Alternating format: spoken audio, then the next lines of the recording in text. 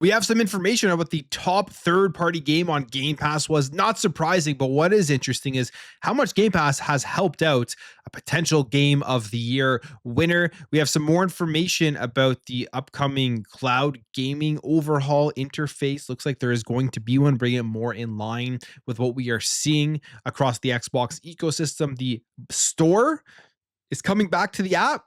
Finally, it's needed to be there for a long time. It looks like they're finally going to be upgrading Android and iOS to be able to access the Xbox store. Top 25 games from Rolling Stones. Xbox has a couple games in there, so we'll take a look at that. Plus a bunch of other things to go over, from some analysis of games that have just released to PlayStation creating another mobile game with one of their major franchises. So we'll take a look at all of that plus more. If you do enjoy daily gaming news and content, hit the subscribe, share, and like. Really does help the video, but for now, let's get into the news.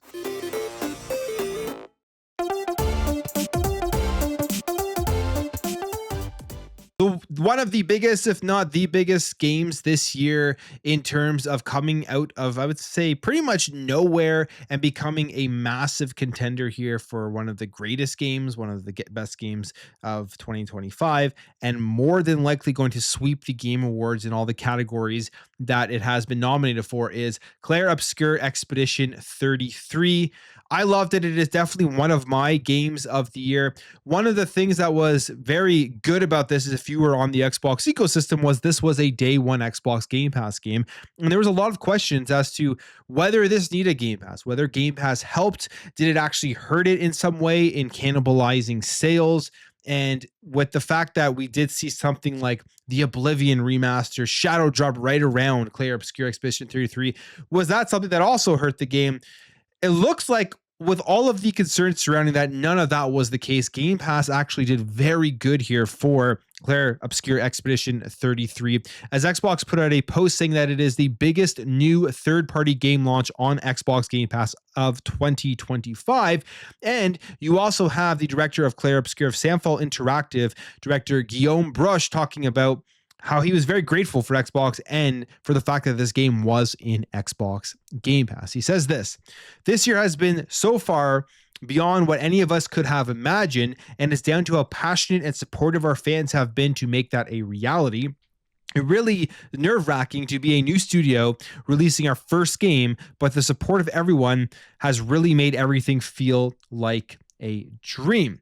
And he goes on to talk about Xbox, ID at Xbox. We actually have Guy Richards here from ID at Xbox and explain why Expedition 33 stood out early as one of the games the team wanted to put weight behind, saying from the start, Samfall's ambition was clear, and we really felt they wanted to create something truly special, something beyond expectations for the team. Once we played early builds, we experienced their gripping story, stunning visuals, and the mix of JRPG mechanics with French cultural themes that felt fresh and distinctive. It's the kind of experience we knew Xbox players would love to discover. I remember when they first showed this off at the Xbox showcase, the first time we got a glimpse of this game, I thought this was going to be a great game. You could just tell from everything they had going for it, the music, the graphics, the combat for the turn-based RPG looked unique, different, something kind of revolutionary that we really hadn't seen before. And of course, that really was the case if you do play this game. It's not like your regular turn-based RPG. There's a lot of new dynamics to it, which makes it a ton of fun. Now, Brush also says here that Xbox was instrumental in helping the game make a big splash, saying, from being there to announce our game back in summer of 2024 to coming to the studio for the developer direct video in January, Xbox helped us get the word out there and reach a lot of players. He also notes that Game Pass allowed them to reach a much wider audience. This is something that I was thought about, and I believe I've talked about this in the past, was that you put a game like Clair Obscur Expedition 33, it's a game of the year, everyone's talking about it, everybody is playing it. How much did Game Pass actually help, though, push this to its heights? Now, it's obviously would have done great if it wasn't in Game Pass. I'm not trying to make the argument that it only succeeded because of Game Pass. But what I'm thinking here is that because it was in Game Pass, it definitely reached a wider audience and made it bigger than it potentially would have been if it wasn't in the service. In fact, he does say this here, saying that letting a lot of people try our game when maybe they may not have before. The turn-based RPG genre has a lot of fans, but sometimes it might put people who prefer more real-time action games off. But Game Pass lowered that barrier of entry. They could just try it and see how it feels, so a lot of curious players could start the game, explore Lumiere and the early game, and realize there's a lot to enjoy here, even if they weren't expecting it at first. And I can absolutely see that as the case for this game, because it is a turn-based RPG. Now, turn-based RPGs by no means are small. They've been selling very well recently. You think about some of the big ones that have come out, like Metaphor last year and everything. So turn-based RPGs are doing very good right now. Even when you think about some other ones that have just recently come out, like from the Final Fantasy, the Evil's Chronicles got remade or remastered, and everyone is loving that. But there's a lot of turn-based RPGs that are doing good, but they do have, I would say, a smaller audience comparatively to like an action game, real-time action games. And I would bet that Game Pass allowed this game to reach people who would have looked at the game, thought it was interesting and cool by seeing trailers, but wouldn't have gone out there and spent the money to buy it because it was turn-based. So I think that pushed this to a higher pinnacle than it would have without Game Pass. Either way, it would have still done very well and probably still would have gotten all the Game of the Year nominations. But it does really show here, even if a game as big as this, Game Pass developers probably look at it as a way to just reach more people than they could have if they weren't in the service. And it really is highlighted there in this article. I just thought it was pretty interesting here, as it was the biggest new third-party game launch of Xbox Game Pass of 2025. I wonder what the biggest one will be next year. We know they have a ton of first-party games coming to Game Pass, but what will they have from the third-party perspective that will top a game like Expedition 33? They're supposed to have 75 for Ultimate, or 75 plus, whatever the number is. So they're going to have some big third-party ones in there. Now, one of the things on the Xbox app is they've been iterating on it. They have gotten rid of different apps. Xbox, they've definitely improved upon the mobile experience in terms of actually accessing your ecosystem, but there's still things that need to be added to it. And it looks like more work is happening here, as they're adding the store section to the Xbox mobile apps for iOS and Android. Here is a glimpse of it. And this is good because you can redeem codes and stuff, but it takes you over to the browser and all that. It's very annoying. But it looks like that they're adding store and wish list to the actual app itself. You can search for stuff. You see the icon they put in there to indicate that it is the store. And you're going to see the prices and all the games pop up, top paid games, game deals, all of these things within the app itself. And I'm assuming you can click on that and boom, you can go ahead and purchase it and add it to your catalog and then start getting it downloading right away on your console. So something that's needed to be there for a while, they're finally adding this in. If you've been following Xbox at all and the whole ecosystem thing, it makes like even the arguments even more ridiculous when people say Xbox is dead. I mean, if you've been following what they've been doing with their apps, with their cloud gaming, with opening up the ecosystem, with the full screen experience, Xbox has continuously been adding stuff and improving upon things and developing things for the user experience side of things for a while now. And they continuously are adding in features, meaning they're slowly working towards a place that they really want to be at. And I'm thinking that place is going to be when the next generation does launch. So hopefully more features do get added. Another thing that is being added in here, it looks like that the Xbox Cloud Gaming website design is getting a redesign, as we have Better xCloud here that found a promo video of the new Xbox Cloud Gaming website's design that is not available for testing yet. And just sort of by the layout itself, you can really see that they are going just for that more streamlined experience. Kind of makes it look a little bit more like the Xbox console experience, but I feel like this is what's going to be coming for us as an interface going into next gen. You have Tom Warren here saying the new Xbox Cloud Gaming interface is coming soon and looks a lot like the Xbox PC app. So if you're trying to get a glimpse as to what we can expect next generation from a user experience and user interface place, I would say if you're looking at the Xbox PC app, that is what I think will be mirrored across every Xbox device.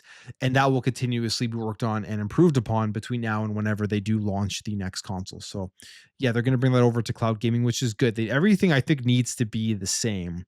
Has to be one singular interface, no matter where you're jumping over to in the Xbox ecosystem, that you're going to be experiencing the same type of experience. You're not going to want to be jumping around and having to look at different places to find things. That will be something that will be off-putting for a lot of people, especially if they are newer to the Xbox ecosystem.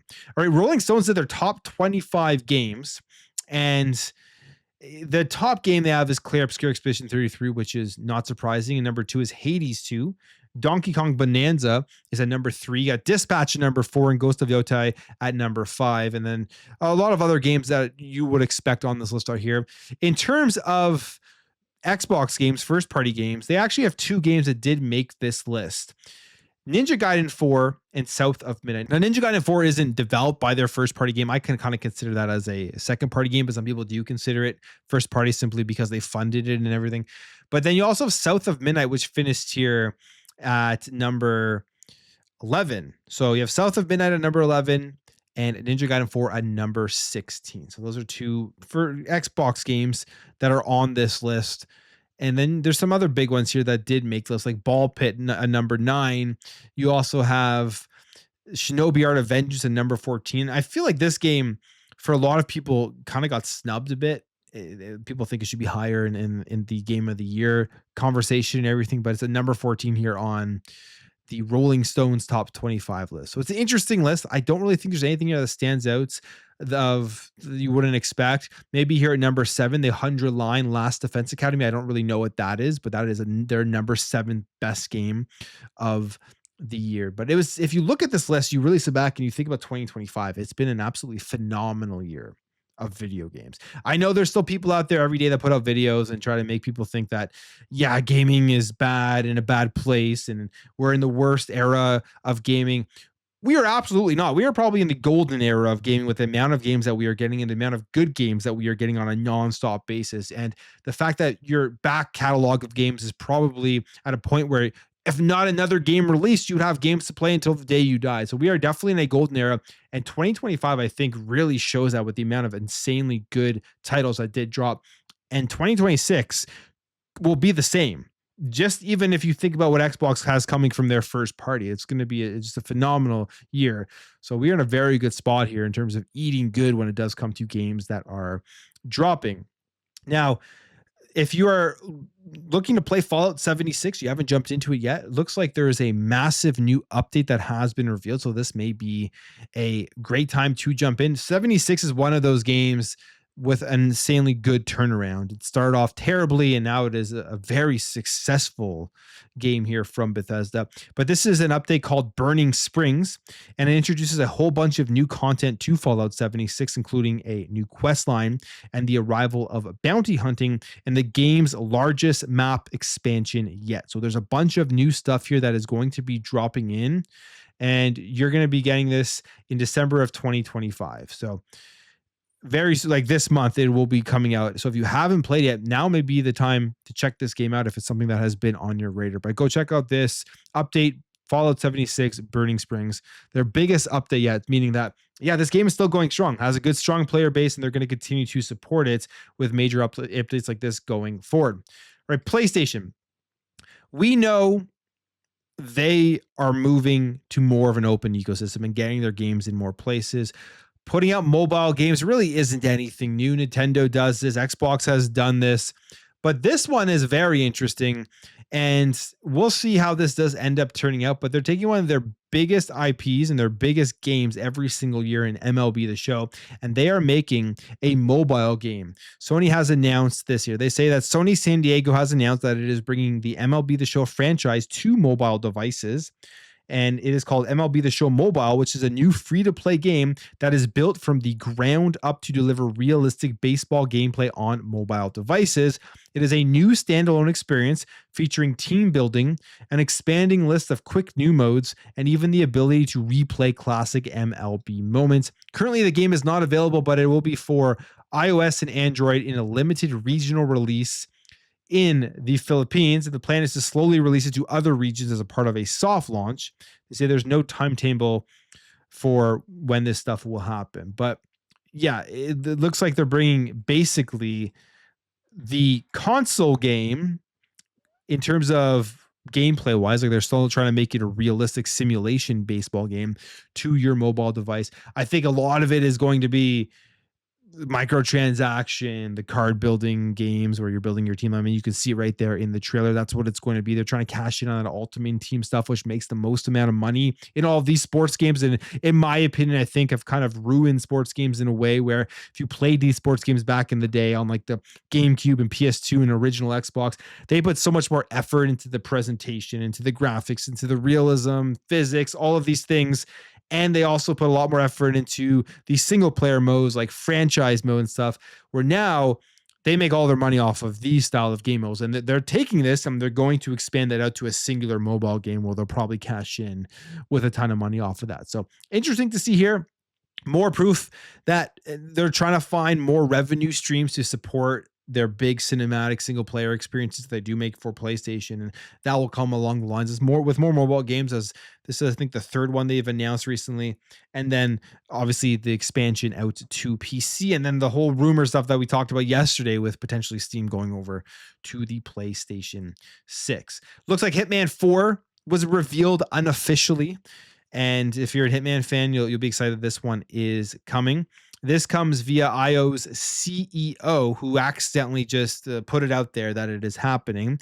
They say IO Interactive CEO Hakan Abrak recently spoke to Variety about the Hitman franchise. And he says this, so of course there will be more Hitman, but right now I think we need to get to the other side of this year. And next year you'll get more news about Hitman Co-op, because I think Co-op is really, really good extension to the universe and will introduce very interesting mechanics and combinations in World of Assassination. But we will after that be talking about the next Hitman, because of course there's going to be a next Hitman. And yes, of course there's going to be a next Hitman. So that's not shocking, not surprising.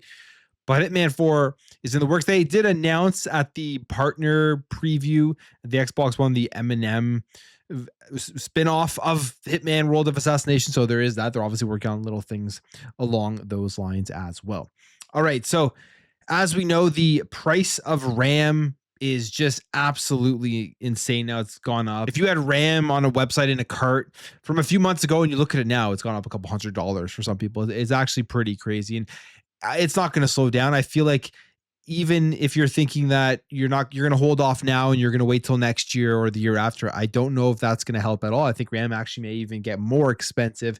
And another story is kind of pointing towards this, which is very concerning if you're a consumer who's looking to get into building a PC, or even concerning for the next generation of consoles, because they're obviously going to have to use RAM in those things, and everything is getting more and more expensive. But this makes it even worse here. We have Micron, a major manufacturer of RAM chips, says that it's exiting the consumer memory business and focusing on chips used in data centers, AI.